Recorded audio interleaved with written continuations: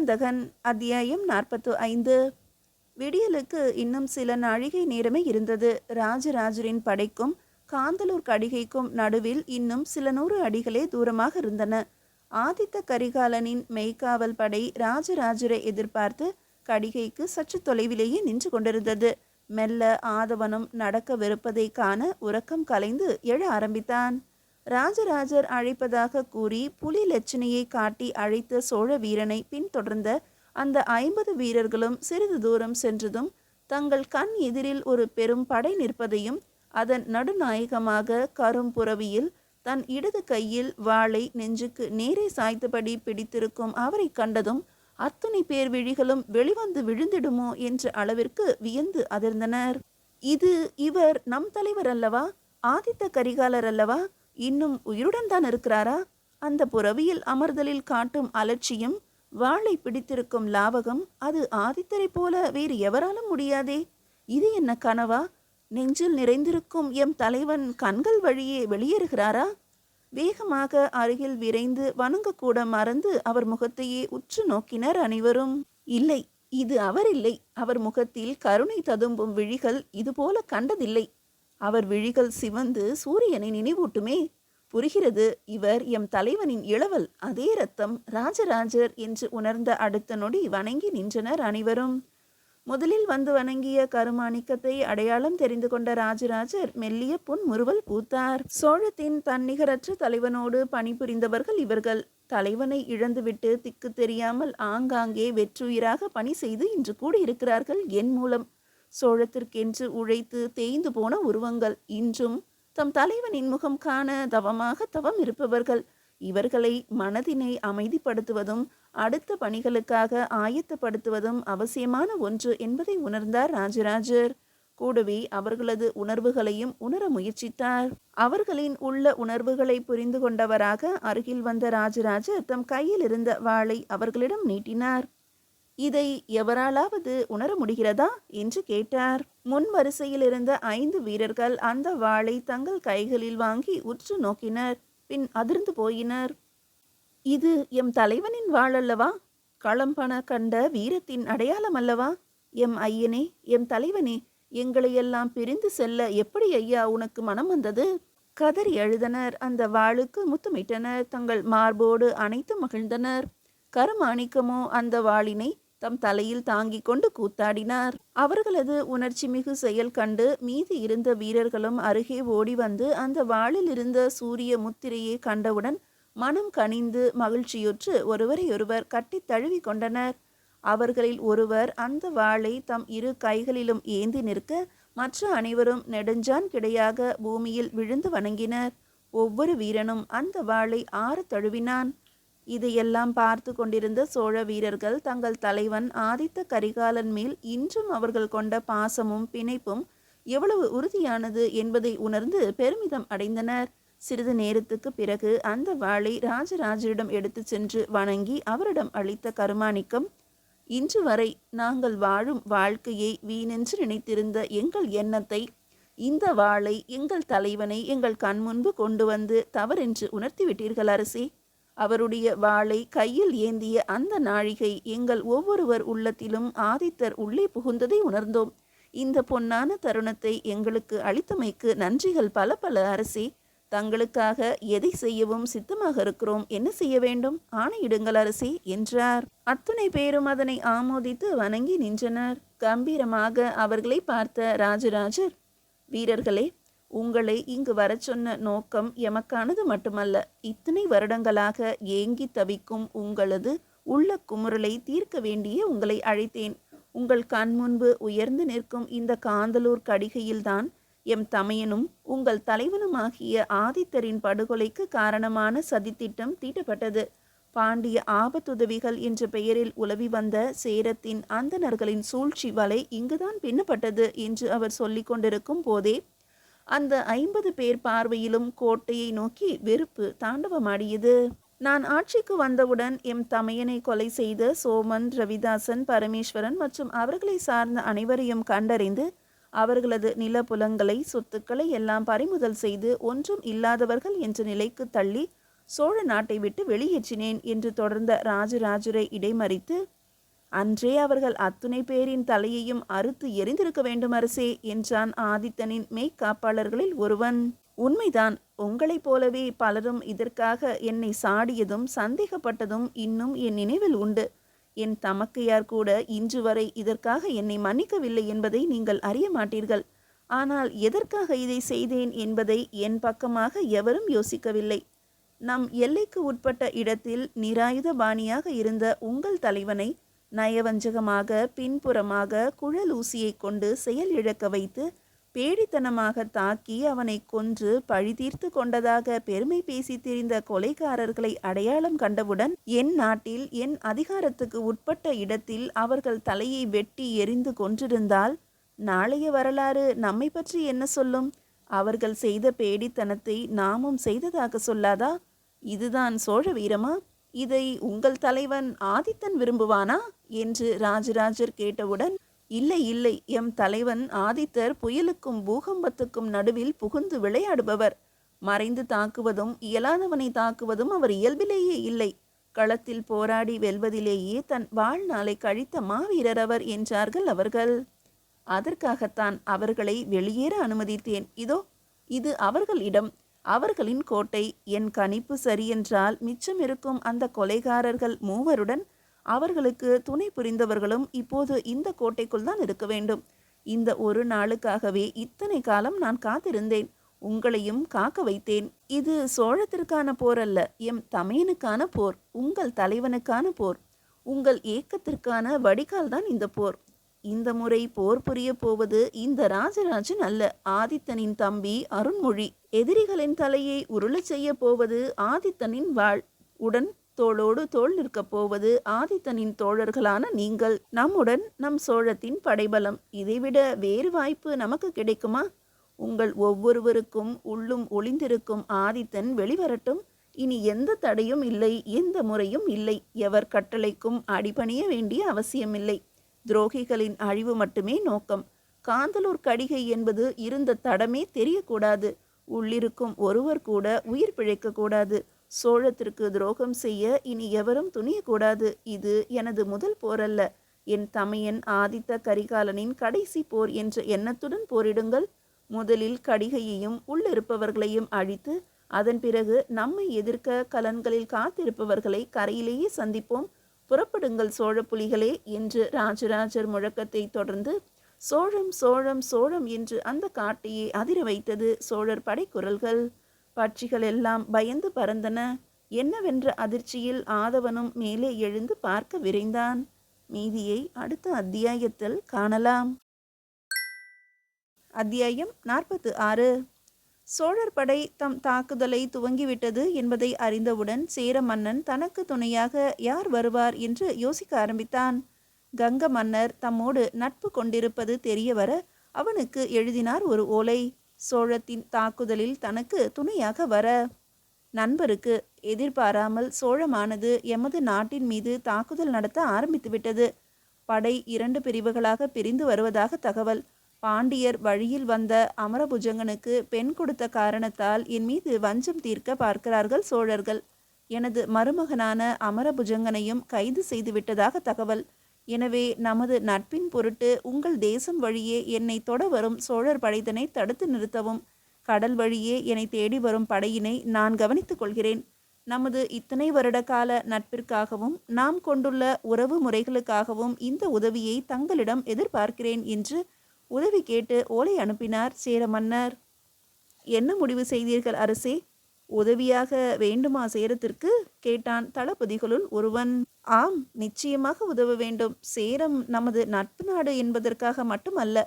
15 வருடங்களாக போரே இல்லாமல் அமைதியாக போய்கொண்டிருந்த சோழ தேசம் இப்போது ராஜராஜன் பதவியேற்ற பிறகு மற்ற நாடுகளை இப்போரின் மூலம் பயமுறுத்த பார்க்கிறது. இதை போர் என்ற கோணத்தில் மட்டும் பார்க்க வேண்டாம். ராஜராஜனின் திக்விஜய நிகழ்வாக கூட இருக்கலாம். இதை நாம் எதிர்க்காவிட்டால் நாமும் நாளை சோழத்திற்கு கட்டுப்பட்டவர்கள் ஆகிவிடுவோம். அதனாலேயே விடக்கூடாது. இதனை தடுத்தே ஆக வேண்டும் சோழர் தம் படைகளை. காவிரியின் வடகரையான கலியூரிலேயே நம் படைகளை கொண்டு போய் நிறுத்துங்கள்.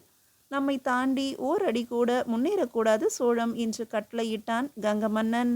தங்களை தடுக்க கங்க மன்னன் படையோடு காத்திருக்கிறான் கலியூரில் என்ற தகவல் அறிந்தவுடன் துள்ளி குதித்தான் ராஜேந்திரன். நேராக சென்றான் தன் மாமனும் சோழர் படையின் இப்பிரிவின் தளபதியுமான வந்தியத்தேவரிடம். மாமா, இது எனக்கு ஒரு பொன்னான வாய்ப்பு. என்னை நானே பகுத்து அறியக்கூடிய ஒரு தருணம். எனது வீரத்தின் ஆரம்ப எல்லை எது என்று நிர்ணயிக்கப்பட வேண்டிய தருணம். கங்க மன்னன் படையோடு அங்கே காத்திருக்கிறான். உத்தரவை அனுமதியாக தாருங்கள் எனக்கு. சோழத்தின் வீரத்தின் விளைவு என்ன என்பதை அவன் கண் முன்பு காட்டிவிட்டு வருகிறேன் என்று கெஞ்சினான் ராஜேந்திரன். ராஜேந்திரா, உனது வீரத்தில் எனக்கு சிறிதும் ஐயமில்லை. ஆனால் வீரம் மட்டுமே போரின் முடிவை நிர்மாணிப்பதில்லை. எதிரிகளின் சூழ்ச்சிகளையும் சதி வலைகளையும் கூட புரிந்து கொள்ள வேண்டும்.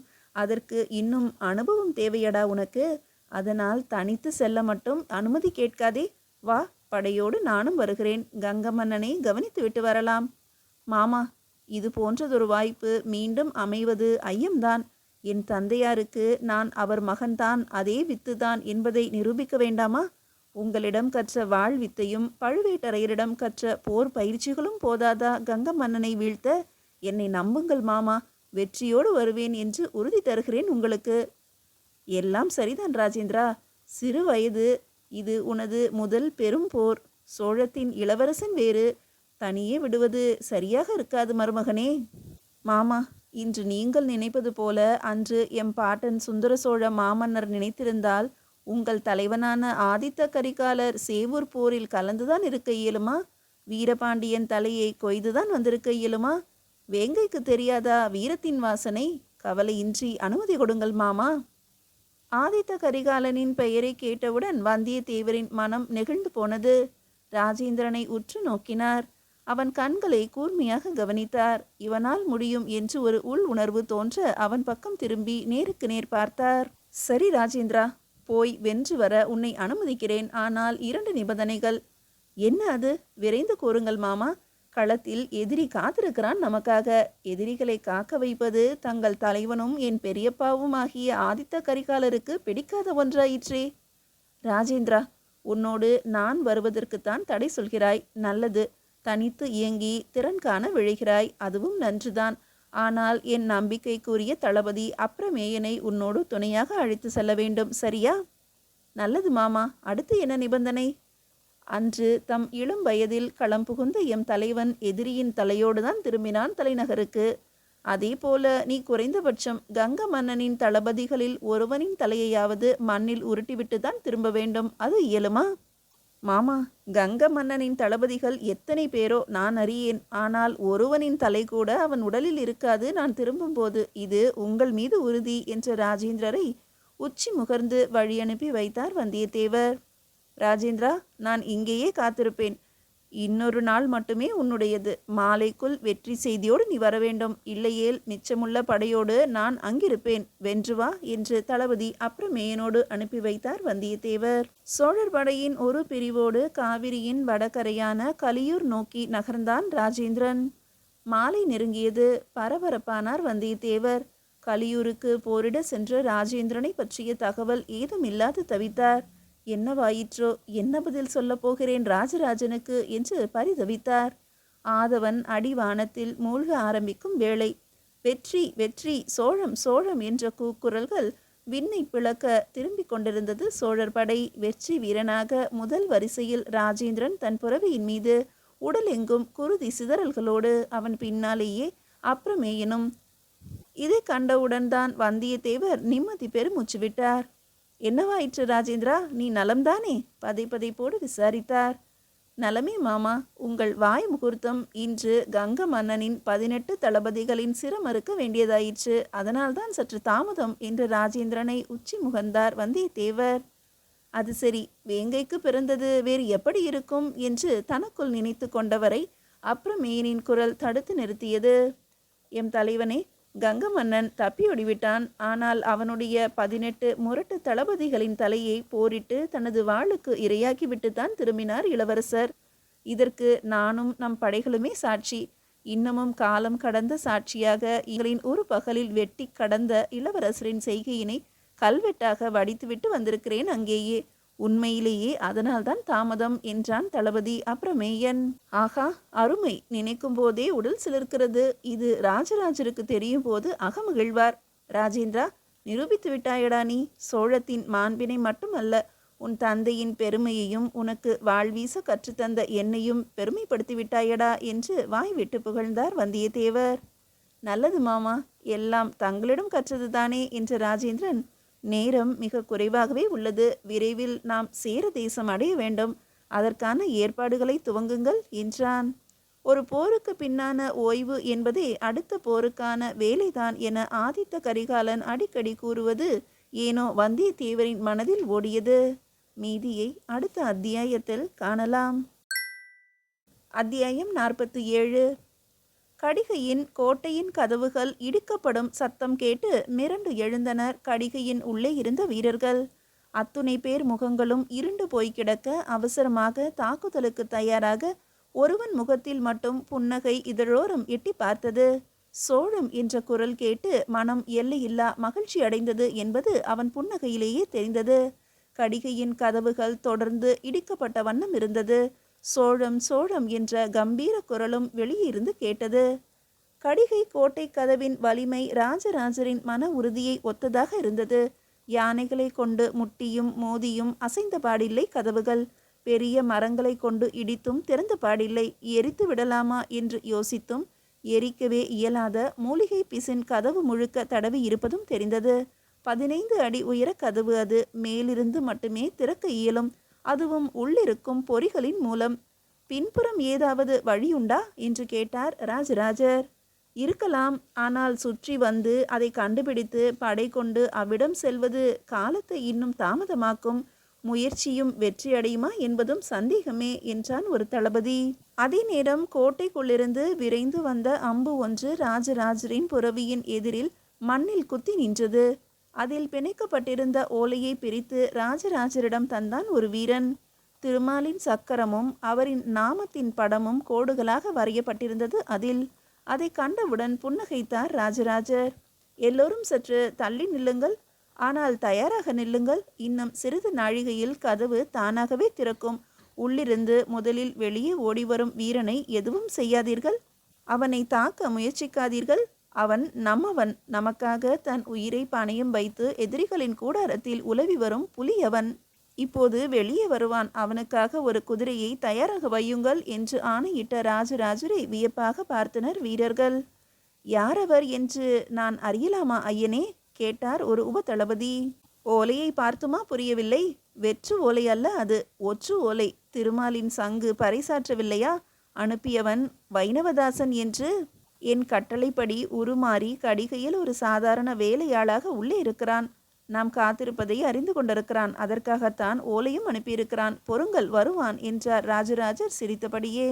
அதே நேரம் கதவை திறக்கும் பொறிகளின் அருகே மெதுவாக சென்றான் வைணவதாசன். ஏறக்குறைய அவனது தோற்றம் சேர நாட்டவனையே ஒத்திருந்தது. சுழற்றும் விசையை அழுத்தி பார்த்தான். சுழல மறுத்தது. இன்னும் பலம் தேவை என்பதை உணர்ந்தான். சுழலும் அதன் பிடியை இரு கால்களாலும் மாறி மாறி அழுத்த கடிகையின் கதவின் மேல்புற தாழ்பால் மெதுவாக விலக கதவும் மெல்ல விலகத் தொடங்க சோமனின் பார்வையில் பட்டான் வைணவதாசன். அடே, யாரடா நீ? அங்கே என்ன செய்கிறாய்? பிடியுங்கள் அவனை என்ற சோமனின் சத்தத்தை கேட்டு சேர வீரர்களின் கவனமும் வைணவதாசன் மீது திரும்ப கதவு பாதி திறந்திருந்த நிலையில் தலை தெறிக்க ஓடினான் வைணவதாசன் கதவை நோக்கி. இளஞ்சிறுத்தையின் ஓட்டம் எப்படி இருக்கும் என்று அன்றுதான் சேர வீரர்கள் கண்டு கொண்டார்கள். ஓடும் வழியிலேயே எதிர் நின்ற வீரர்களை முட்டி தள்ளியபடியே முன்னேறினான் வைணவதாசன். பாதி திறந்திருந்த கதவின் வழியே அவன் வெளியே வந்ததுதான் தாமதம். அடுத்த நொடி கையில் உயர்த்திய ஆதித்தன் வாளோடு புரவியோடு முதல் வீரனாக உள்ளே புகுந்தார் ராஜராஜர். அவர் பின்னாலேயே 50 மெய்க்காவல் வீரர்களும் புயலென உள்ளே செல்ல அடுத்து வந்த யானைப்படை கோட்டை கதவை காணாமல் செய்ய சோழர்களின் மொத்த படையும் கடிகையின் களம் புகுந்தது. உள்ளே நுழைந்த ராஜராஜரின் கண்களில் முதலில் பட்டவன் சோமன். அவனுக்கும் அவருக்கும் நடுவில் இருந்த வீரர்களின் எண்ணிக்கையை கீழே வரிசையாக விழுந்து கொண்டிருந்த அவர்களின் தலைகளை வைத்துத்தான் கணக்கெடுக்க வேண்டியிருந்தது. சோமனை நெருங்கிய பிறகு ராஜராஜரின் தாக்குதல் உக்கிரமானது. கடுமையான தாக்குதல். விழிகள் சிவந்த வேங்கையாக வெட்டி வீழ்த்திய தலைகளுக்கு நடுவில் எட்டி உதைத்து தாண்டவமாடிக்கொண்டிருந்த அவரை கண்டதும் ஆதித்தனின் மெய்க்காவலர்கள் 50 பேரும் மீண்டும் ஆதித்த கரிகாலனை தங்கள் கண் முன்பு காணும் பாக்கியம் பெற்றனர். இந்த ஒரு எண்ணம் தோன்றிய அடுத்த கணமே இத்தனை ஆண்டுகளாக மிச்சப்படுத்தி வைத்திருந்த தங்களின் மொத்த வீரத்தையும் முன்னிலைப்படுத்தி போரிட்டனர். சோமனுக்கோ தன்னிலை மறந்து போனது. எதிரே போரிடுவது மனிதன்தானா என்ற மலைப்பே மேலோங்கியது. ராஜராஜரின் வேகம் தாழாமல் தடுமாறினான் அவன். தப்பி ஓடக்கூட வழியின்றி தாக்கப்படுவதை உணர்ந்து கொண்டான். என்ன செய்யலாம் என யோசனை செய்வதற்குள் ராஜராஜரின் வாள் அவனது இடது கையை தனக்கு வேண்டும் என்று எடுத்துக்கொண்டது. குருதி வழியும் தோளை திரும்பி பார்ப்பதற்குள் முட்டியின் கீழ் இருந்த வலது காலை காணவில்லை. மடங்கி கீழே விழுந்தவன் நிமிர்ந்து பார்த்தபோது சற்று தள்ளி தூரமாய் அவனது உடல் முண்டமாக கிடந்தது. அதுதான் சோமனின் கண்கள் கடைசியாக கண்ட காட்சி. சோமனின் தலை தரையில் உருண்டதை கண்ட பரமேஸ்வரன் பாய்ந்து வந்தான் வெறி கொண்டு ராஜராஜரை நோக்கி. ஏற்கனவே சோமனின் குருதியால் பாதி நனைந்திருந்த ஆதித்தனின் வாள் முழுதாக குளித்துவிட முடிவெடுத்து எதிரியை நோக்கி திரும்பியது. சுய நினைவற்ற நிலையில் பின்னால் இருந்து பேடியாய் என் தலைவனை தாக்கி முதுகெலும்பை முறித்த இதயமற்ற கொடூரன் அல்லவா நீ? உனக்கு எதற்கடா இதயம் என்று நினைத்ததுவோ என்னவோ? ராஜராஜரின் கையில் இருந்த ஆதித்தனின் வாள் பரமேஸ்வரனின் நெஞ்சை துளைத்து இதயத்தை ஊடுருவி முதுகு வழியே வெளியே வந்து இதயமே இல்லாதவன் இவன் என்று உலகிற்கு பறைசாற்றியது. பரமேஸ்வரனின் உயிரற்ற உடல் மண்ணோடு வீழ்ந்தது. சோழர் படை அதற்குள் கடிகையின் மூளை முடுக்கெல்லாம் நுழைந்தது. இரத்த வெள்ளத்தில் நீந்தி கொண்டிருந்தது கடிகை. உள்ளிருந்த ஒருவரை கூட தப்ப விடவில்லை. ஒட்டுமொத்த கடிகையும் இடுகாடாகியது. சோமன் மற்றும் பரமேஸ்வரனின் உடல்கள் ஓரிடத்தில் போடப்பட்டு அதை ஆதித்தனின் மெய்க்காவலர்கள் காரி உமிழ்ந்தும் காலால் மிதித்தும் கூழாக்கி கொண்டிருந்தனர். ஒவ்வொரு உடலாக தேடி தேடி நோக்கியும் ரவிதாசனை காணவில்லை என்பதை அறிந்தார் ராஜராஜர். வைணவதாசா என்ற அவரது சத்தத்தில் அனைவருமே அதிர்ந்து போய் நிற்க ஓடி வந்து முன்னே பணிந்தான் வைணவதாசன். எங்கே அங்க துரோகி ரவிதாசன் என்ற சிங்கத்தின் கர்ஜனையாக ராஜராஜர் கேட்க காற்றில் மிதந்து போன அந்த குரல் களத்திலிருந்து தப்பியோடி கடிகைக்கு மேற்கில் சற்று தொலைவில் கலன்களின் நடுவில் இருந்த ரவிதாசனின் காதுகளுக்கு கேட்காமலேயே அவனது உடல் மட்டும் நடுங்கியது. மீதியை அடுத்த அத்தியாயத்தில் காணலாம்.